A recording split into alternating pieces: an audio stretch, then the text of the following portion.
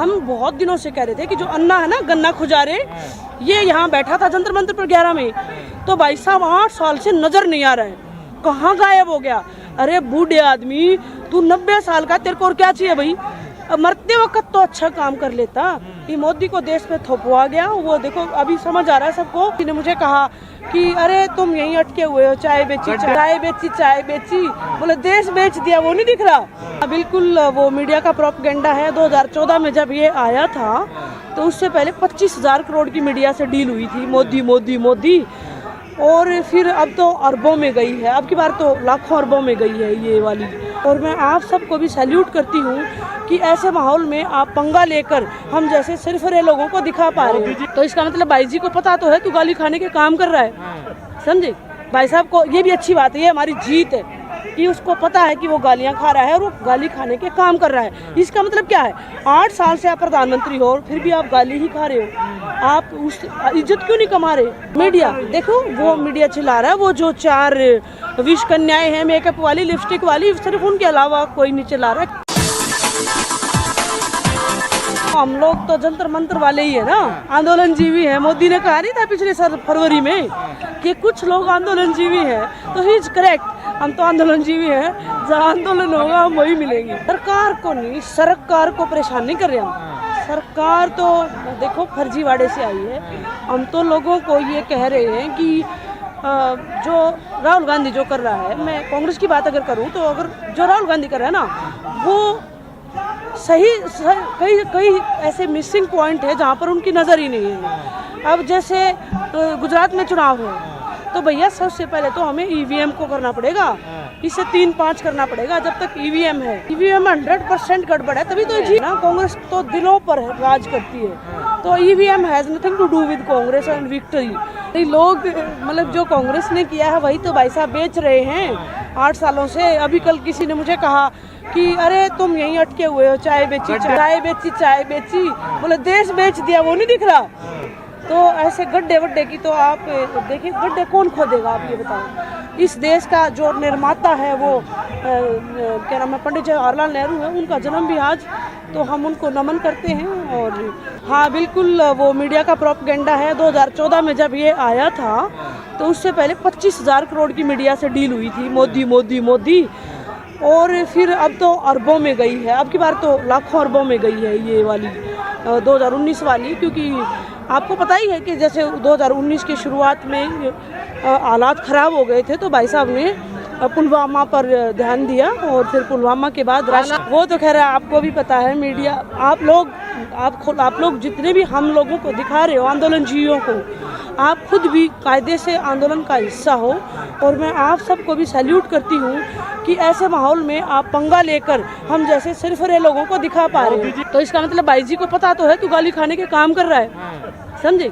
भाई साहब को ये भी अच्छी बात है, ये हमारी जीत है कि उसको पता है कि वो गालियां खा रहा है और वो गाली खाने के काम कर रहा है। इसका मतलब क्या है? 8 साल से आप प्रधानमंत्री हो फिर भी आप गाली ही खा रहे हो, आप उस इज्जत क्यों नहीं कमा रहे? मीडिया देखो, वो मीडिया चिल्ला रहा है, वो जो 4 विश कन्याएं हैं मेकअप वाली, लिपस्टिक वाली, सिर्फ उनके अलावा कोई नहीं चिल्ला रहा है। विश कन्याएं 2 बार जहर उगलती है वो, हाँ तो मैंने बोला कर रही है ईवीएम कर रही है। अगर आप ये कह रहे हो कि कांग्रेस फेल हुई, तो कांग्रेस में जो लोग उन दिनों थे आज वो सब के सब भाजपा में आकर और सांसद बने बैठे हैं। मैं आपको 10-15 नाम गिना सकती हूँ। तो जो भ्रष्ट लोग थे वही अब वहाँ हैं, सत्ता में तो वो अब भी हैं, तो वो वहाँ जाकर क्या करेंगे? अब उन्होंने रेनकोट खरीद लिया है क्या? या भ्रष्ट नहीं करेंगे? लेकिन चलो मान लेती हूँ कांग्रेस के बहुत सारे कमियां रही हैं, लेकिन कांग्रेस ने देश नहीं बेचा, कांग्रेस ने शिक्षा स्वास्थ्य से समझौता नहीं किया। हाँ 30 साल पहले जरूर, जब मैं मनमोहन सिंह की बात कर रही हूँ, डॉक्टर मनमोहन सिंह की बात कर रही हूँ, जब वो वित्त मंत्री थे ना 30 साल पहले, तो उन्होंने आर्थिक सुधारों के नाम पर शिक्षा स्वास्थ्य का पूंजीकरण कर दिया, जिसका खामियाजा देश का किसान मजदूर भुगत रहा है। अभी जो प्राइवेट स्कूल हॉस्पिटल खुल गए हैं, ये मनमोहन सिंह की देन है एज फाइनेंस मिनिस्टर। तो क्योंकि वो उनको जाना, देखो अब इंसान है, गलती हो गई, लेकिन उनको ये सब नहीं करना चाहिए था। शिक्षा और स्वास्थ्य वापस से हमें सरकारी ही करना पड़ेगा। लेकिन हमें उम्मीद है कि देखो, मैंने बताया आपको ईवीएम बहुत घातक चीज बन चुका है। ईवीएम को हमें बैन करवाना ही पड़ेगा। 150 करोड़, देखो मैंने बताया आपको ईवीएम बहुत घातक चीज बन चुका है। ईवीएम को हमें बैन करवाना ही पड़ेगा। 150 करोड़ के देश में कितने लोग हैं जो सर्वे कर रहे हैं, तो हर एक व्यक्ति बोल नहीं रहा है। जो भी बोल रहा है उसकी हत्या हो गई है, ठीक है। जैसे गौरी लंकेश की हत्या तो नमूना भर है। ऐसे अनसंग हीरोज भी हैं जो पिछले लॉकडाउन लगाकर भी पत्रकारों की हत्याएं हुई है। 20-20 साल के 22-22 साल के लड़कों को कोरोना बता के मारा गया है। हाँ, तो हम बहुत दिनों से कह रहे थे कि जो अन्ना है ना, गन्ना खुजारे, ये यहाँ बैठा था जंतर मंतर पर 11 में, तो भाई साहब 8 साल से नजर नहीं आ रहा है, कहाँ गायब हो गया। अरे बूढ़े आदमी, तू 90 साल का, तेरे को और क्या चाहिए भाई? मरते वक्त तो अच्छा काम कर लेता। ये मोदी को देश में थोपवा गया, वो देखो अभी समझ आ रहा है सबको। अपडेट कर रही हूँ, सिद्धू के माँ बाप ने बोला है कि अगर मैं हमारे बच्चे को न्याय नहीं मिला तो हम FIR वापस लेंगे और विदेश सेटल हो जाएंगे। तो ये हालात है देश के। सिद्धू किसान का बच्चा था, किसान की बात करता था। और दूसरा सिद्धू, दीप सिद्धू को आपको पता ही है कि निशान साहिब का झंडा टंगवाया, किसानों ने एक्सपोज किया कि भाजपा का आदमी है। बेडरूम की तस्वीरें आई माननीय मोदी के, बाबा साहब के भगत नहीं है ना। ये तो फ्रॉड है देश में।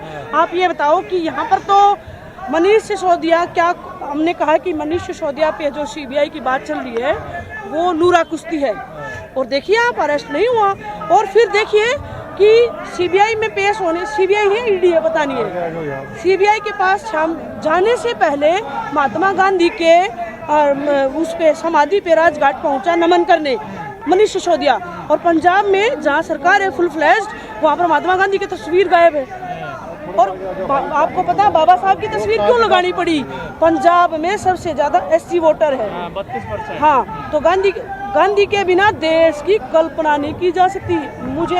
मैं बाबा साहब की फैन हूँ, मैं अम्बेडकर राइट हूँ, लेकिन बापू का नाम वर्ल्ड वाइड नंबर 1 है।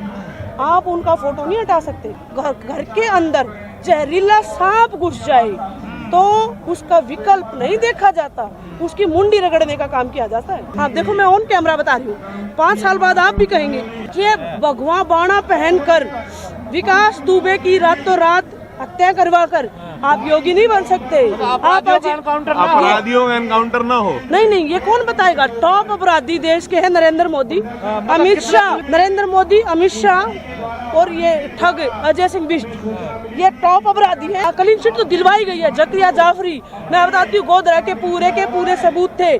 जहाँ कांग्रेस डूबी है वहाँ में अहमद पटेल का नाम है। अहमद पटेल ने दोनों लकड़बग्गों को बचाया है। रंगाबिल्ला को बचाने वाला अहमद पटेल है, और उसी का खामियाजा। मैं वही कह रही हूँ कि देखिए, कांग्रेस की जो जवाबदेही है वो बड़े लीडर से लीजिए, लेकिन being a citizen, being an क्या कहेंगे उसको, जिम्मेदार नागरिक की वजह से मैं बता रही हूँ कि हमने जो महसूस किया है वो ये है कि कांग्रेस से गलतियाँ हुई हैं, और इन लकड़बग्गों की जगह तिहाड़ में थी और ये देश का राज सौंप दिया।